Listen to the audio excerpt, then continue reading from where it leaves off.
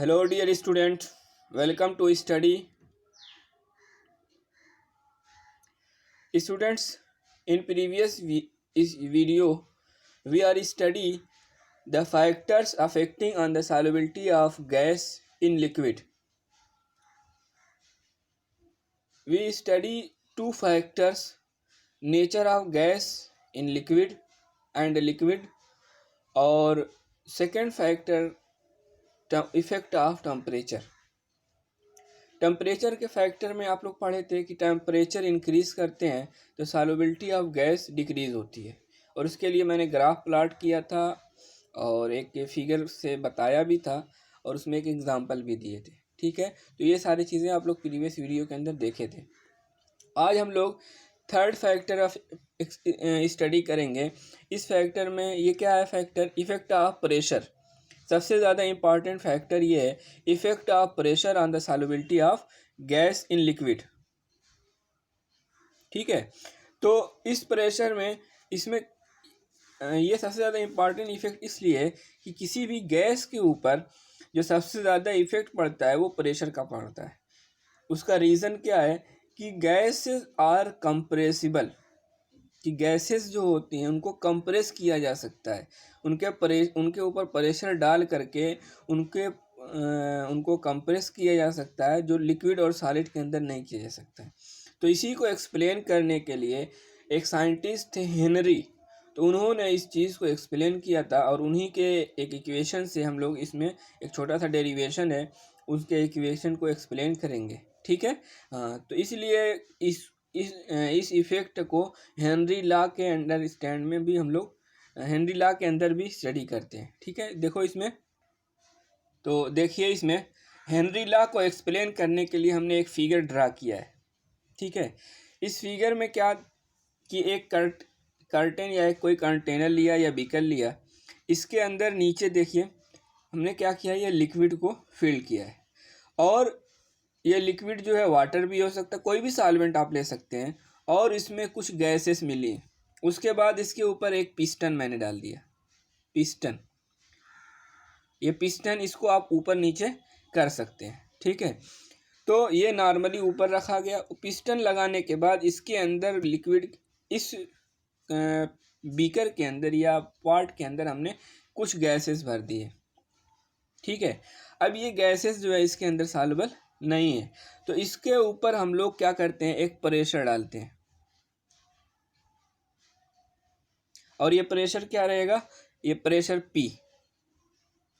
ठीक है, तो जब प्रेशर डालते हैं तो ये पिस्टन नीचे आ जाता है, और पिस्टन का भार मान लीजिए क्या है, M है। तो अब पिस्टन नीचे आ जाता है तो ये गैस जो है इस प्रेशर बढ़ने की वजह से कुछ उसके अंदर लिक्विड के अंदर क्या हो जाती है, सॉल्युबल होती है।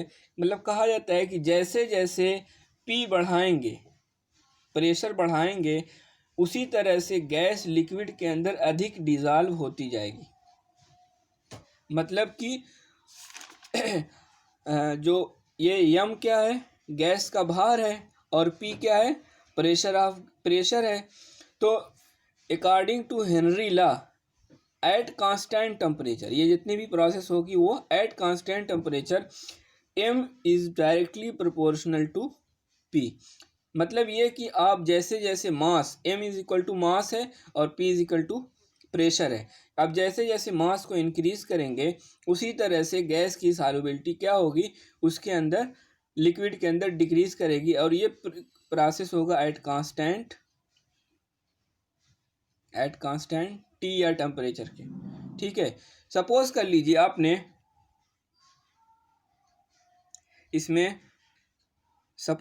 आपने इस पिस्टन के ऊपर एक एक्स्ट्रा भार लगा दिया।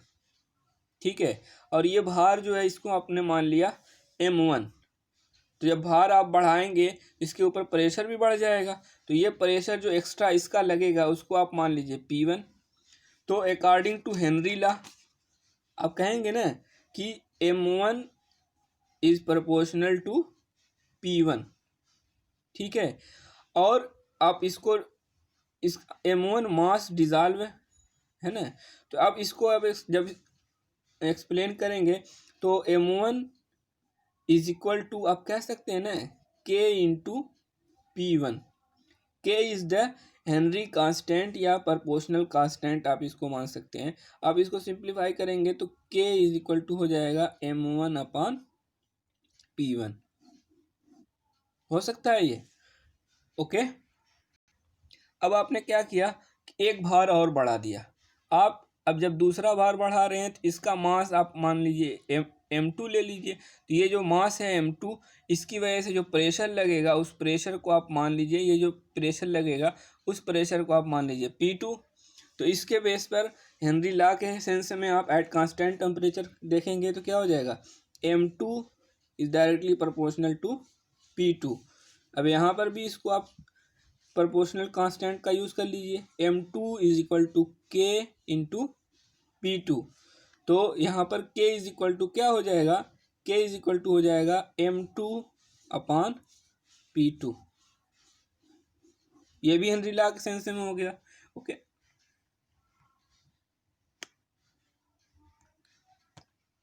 आपके पास दो इक्वेशन आया, एक आया k is equal to m1 upon P1 और दूसरा आया k is equal to m2 upon P2। अब आप इक्वेशन 1 और 2 कर लीजिए। फ्रॉम इक्वेशन 1 एंड 2, P1 जो m2 P2 आया है उसके लिए इक्वेशन उसको 2 मान लीजिए और m1 P1 को इक्वेशन 1 मान लीजिए। इसके सेंस में आप कहेंगे तो कहेंगे हो जाएगा m1 upon P1 is equal to हो जाएगा m2 अपान P2। ठीक है, और इसको आप और सिंपल कर लेंगे तो हो जाएगा m1 upon m2 is equal to हो जाएगा P1 upon P2। This is the equation for Henry law. एक बात और यहाँ पर वेरी इंपॉर्टेंट, लिसन केयरफुली, ध्यान कि ये जो इक्वेशन हमने लिया है हेनरी लॉ का, इसको इक्वेशन 3 मान लीजिए या ये हेनरी लॉ का इक्वेशन है, ये only apply for single gas. क्या मतलब, यहाँ पर अगर इस लिक्विड के अंदर आपने ये जो गैस लिया है ये कोई एक गैस है, सिर्फ हाइड्रोजन है, सिर्फ ऑक्सीजन है, सिर्फ अमोनिया गैस है, कार्बन डाइऑक्साइड गैस है, मतलब अगर कोई एक गैस है तो इसके लिए ये सिर्फ आपने उसके लिए इक्वेशन हेनरी लॉ इक्वेशन जो है वो ये इस्तेमाल किया जाएगा। लेकिन अगर ये गैस एक से ज़्यादा है तो उसके लिए हेनरी लॉ को जो है सेकेंड फॉर्म में एक्सप्लेन किया जाता है। ठीक है, और ये जो लॉ आया है for only for single gas, और ये मास के फॉर्म में आया है। किसके फॉर्म में आया है, मास के फॉर्म में ये लॉ आया है। ठीक है, हाँ। अब इसके बाद हेनरी लॉ का एक कॉन्सेप्ट और है, Henry law for mole fraction. अब ये सेकेंड फॉर्म है इसका, in the Henry law in the form of mole fraction. इसमें फ़र्क क्या है कि यहाँ पर गैस जो होगी वो सिंगल गैस नहीं होगी बल्कि एक से ज़्यादा गैस होगी। सपोज कर लीजिए हमने फिर से उसी तरह का एक कर्टेन या बीकर लिया है जिसके अंदर दो गैसें मैंने ली हैं, एक गैस लिया ऑक्सीजन, दूसरा hydrogen. Non reacting gas mixture एक तरह का ये हो गया है क्योंकि इनमें दोनों की रिएक्टिविटी बहुत ज़्यादा नहीं है आपस में। ठीक है, और इसके ऊपर दो पिस्टन का प्रेशर है, ये पिस्टन है। इस पिस्टन का प्रेशर जो है, पिस्टन का प्रेशर P है और इसके ऊपर जो पहला भार लगाया गया P1 और दूसरा भार जो लगाया गया उसका प्रेशर P2 है। ठीक है, तो मोल फ्रैक्शन के हेनरी लॉ को जो है मोल फ्रैक्शन के सेंस में कहा जाता है P प्रोपोर्शनल टू काई। हेनरी लॉ को इसको क्या कहा जाता है, काई कहा जाता है, और ये मोल फ्रैक्शन को एक्सप्लेन करता है।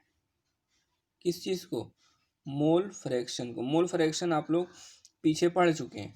ठीक है, तो मोल फ्रैक्शन के सेंस में तो मोल फ्रैक्शन की डिफिनीशन होती है when mixture of gas is present then it explain by mole fraction. ठीक है, when mixture of gas is present then it explain by mole fraction. तो इसमें आप लोग इसको आप ये हेनरी लॉ के सेंस में आप कहेंगे P is directly proportional to chi, या आप कह सकते हैं यहाँ पर कांस्टेंट यूज करेंगे तो हो जाएगा, या इसको आप ऐसे भी कर सकते हैं ना, chi is directly proportional to P। ठीक है, तो आप इस सेंस में इसको एक्सप्लेन करना आसान, इसी सेंस में एक्सप्लेन किया गया है, इसलिए मैंने इसको पलट दिया है। ठीक है, तो यहाँ पर काई इज इक्वल टू हो जाएगा Kp, के इज द हेनरी कांस्टेंट। उसके बाद आप P इज इक्वल टू कर सकते हैं काई अपान के। ठीक है, और आप इसको आगे और जब एक्सप्लेन करेंगे तो ये हो जाएगा P is equal to 1/K into chi. ये होता है हेनरी लॉ, ये मोल फ्रैक्शन का हेनरी लॉ है, क्योंकि ठीक है, तो ये इक्वेशन आपका आया P is equal to 1/K काई। यहाँ पर 1/K इज इक्वल टू होता है KH। KH का मतलब हो गया हेनरी कांस्टेंट। ठीक है, तो इसको, इस इक्वेशन को आप जब आप इसमें अप्लाई करेंगे इस इक्वेशन में, तो क्या हो जाएगा, P is equal to 1/K की जगह आप यूज कर लीजिए KH इंटू क्या हो जाएगा, काई। This is the Henry law for mole fraction, या apply for two gas equation. ठीक है, KH को हेनरी कांस्टेंट कहा जाता है, और ये KH जो होता है इसकी वैल्यू डिफरेंट होती है अलग अलग गैसों के लिए। ठीक है, हाँ, तो अगर वैल्यू, और एक बात और है कि अगर KH की वैल्यू हाई ज़्यादा रहेगी तो गैस की सॉल्युबिलिटी जो होगी वो क्या होगी, सॉल्युबिलिटी